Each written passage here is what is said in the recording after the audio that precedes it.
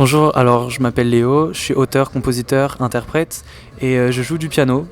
Je viens de sortir mon premier single qui se nomme Dis-moi encore. Léo Quentin, ça vient de mes parents en fait, quand mon père a voulu m'appeler Léo avant ma naissance et ma mère a voulu m'appeler Quentin. Donc ils m'ont raconté ça et en fait je me suis dit bah pourquoi autant que ça soit mon pseudo en fait.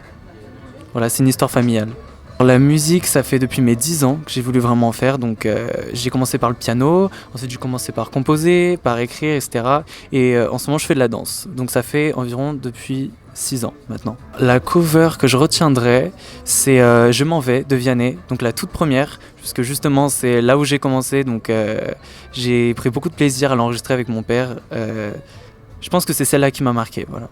Pour Rendez-vous, j'ai voulu une musique plus soleil, plus énergique, parce que c'est ce qui me ressemble le mieux, en fait, quelque chose de plus, voilà, de plus jovial.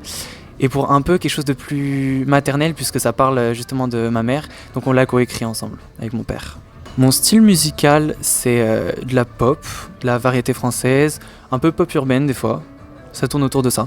Dis-moi encore, ça parle en fait d'oublier les ondes négatives, d'oublier nos problèmes et nos pressions en fait quotidiennes.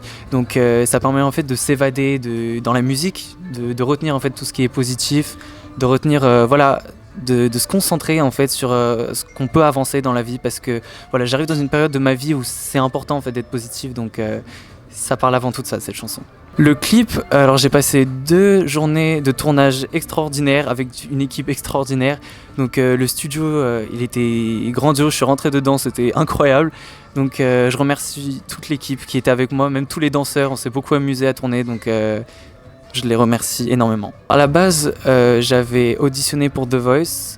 Donc ça m'aurait vraiment tenté de faire partie de l'aventure The Voice.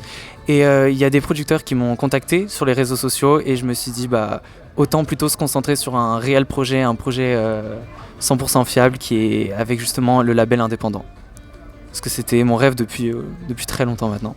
Un nouveau clip va bientôt sortir effectivement, donc ça va s'appeler Quand t'es là, la chanson. Et la scène, oui. Alors, il n'y a pas de date prévue, mais j'aimerais énormément pouvoir me produire en scène. Ça, c'est un rêve de gosse, tout simplement. Ce serait génial.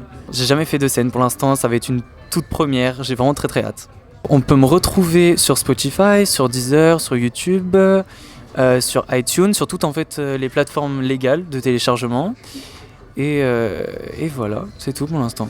Bah déjà j'aimerais beaucoup les remercier parce que chaque jour ils me soutiennent sur Instagram, sur YouTube, donc merci à eux parce que c'est grâce à eux si je continue la musique à fond, donc j'aimerais énormément les remercier. Merci beaucoup de m'avoir accueilli, c'était une super interview, donc merci à toute l'équipe.